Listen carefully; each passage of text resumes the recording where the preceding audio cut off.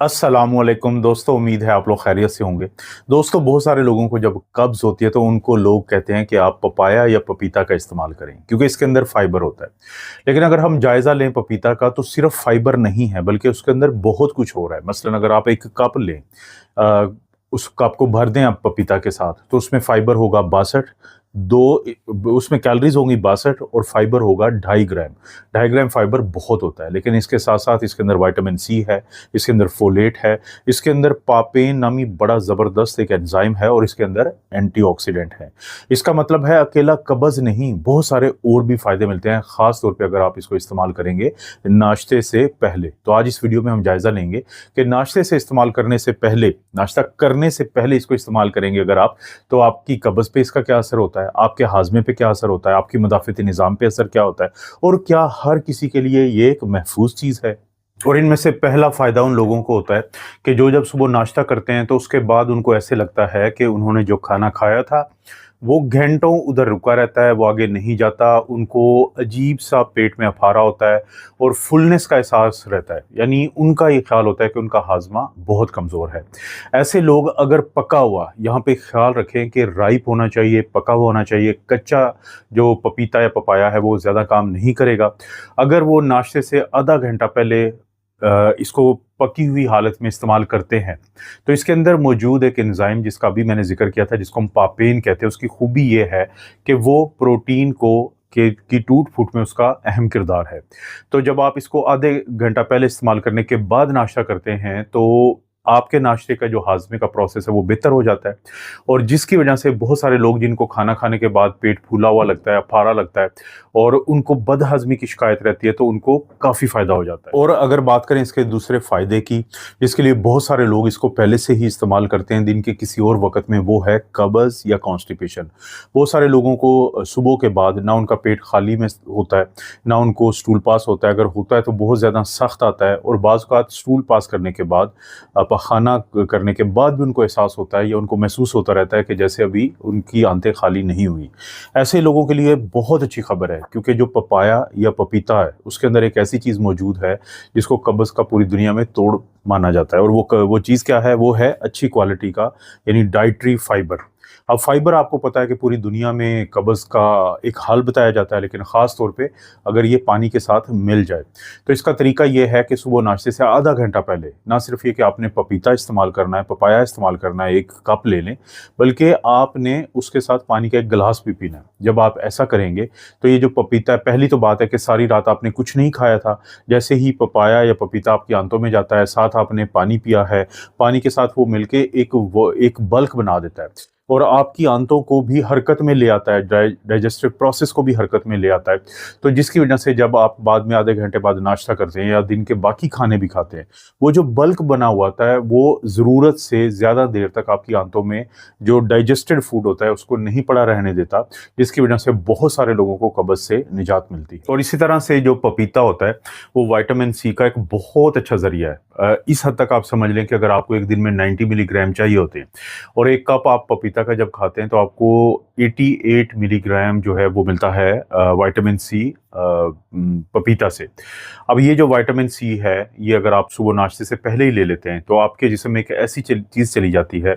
जो आपको बहुत ज़्यादा फ़ायदा देती है। और वो फ़ायदे क्या होते हैं? तो आपके मदाफ़िती निज़ाम को मज़बूत बनाने में विटामिन सी का बहुत अहम किरदार है। इसी तरह से ये जो हमारे जिल्द की सेहत होती है, हमारी खून की नालियों की सेहत होती है, हमारे जो मसूड़ों की सेहत होती है और इसी तरह से हमारे जिस्म के अंदर जो मुख्तलिफ़ किस्म के कनेक्टिव टिश्यूज़ होते हैं, जो उनकी हेल्थ होती है, उसका दारोमदार बहुत हद तक एक ऐसी प्रोटीन पे होता है जो हमारे जिस्म में सबसे ज़्यादा पाई जाती है, जिसको हम कोलेजन कहते हैं। अब कोलेजन के बनने में भी विटामिन सी का अहम किरदार है। तो चाहे तो आपका मदाफ़िती निज़ाम को बेहतर रखना हो,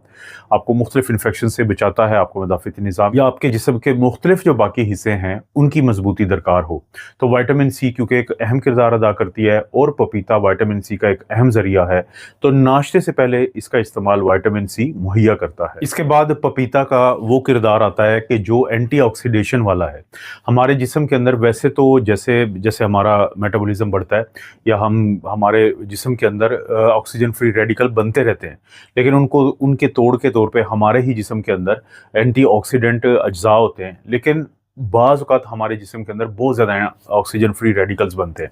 कौन-सा वक़्त होता है जब बहुत ज़्यादा आप पॉल्यूशन की तरफ जाते हैं, जब आप स्ट्रेस लेते हैं, आपकी रात की नींद पूरी नहीं होती। खाना अक्सर आपका अगर जंक फूड हो या आप बहुत ज़्यादा मीठे खाने खाते हो, सिगरेट पीते हो,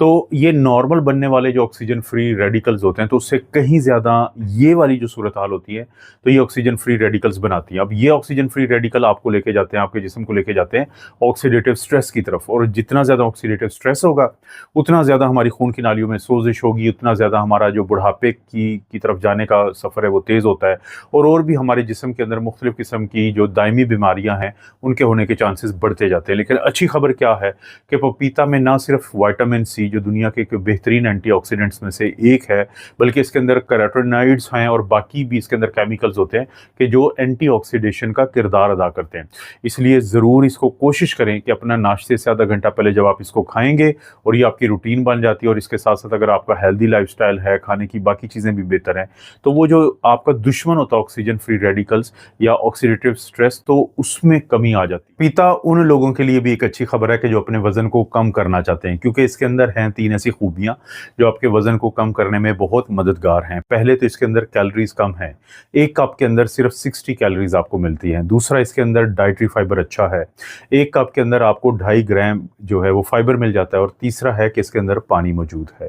किसी भी खाने वाली चीज़ में जब अच्छा फाइबर हो, अच्छी मिकदार में फाइबर हो और पानी मौजूद हो, तो फिर जब आप उसको इस्तेमाल करेंगे ख़ास तौर पे नाश्ते से आधा घंटा पहले, तो उसके बाद ये फिलिंग इफ़ेक्ट देता है। काफ़ी देर तक आपकी जो मैदा है, आपकी आंतें जो है, उनमें इसकी मौजूदगी जो है वो आपको बार-बार भूख नहीं लगने देती। चाहे तो फिर नाश्ता हो, दोपहर का खाना हो, और ख़ास तौर पे इनके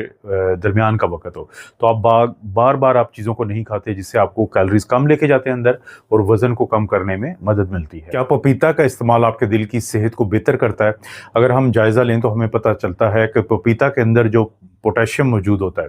वो पोटेशियम जो है आपके ब्लड प्रेशर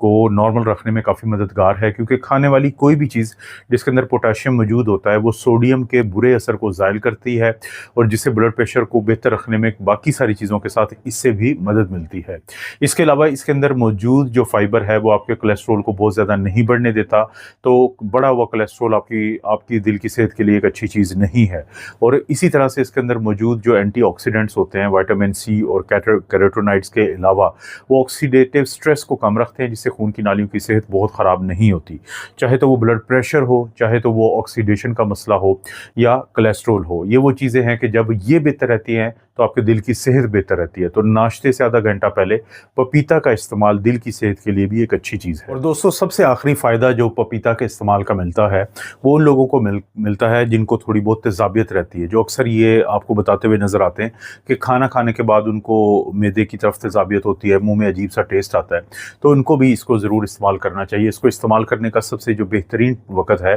कि वो नाश्ते से आपने 20 या 30 मिनट पहले आप तो इसको इस्तेमाल करें, उसके बाद ही आपने नाश्ता करना है।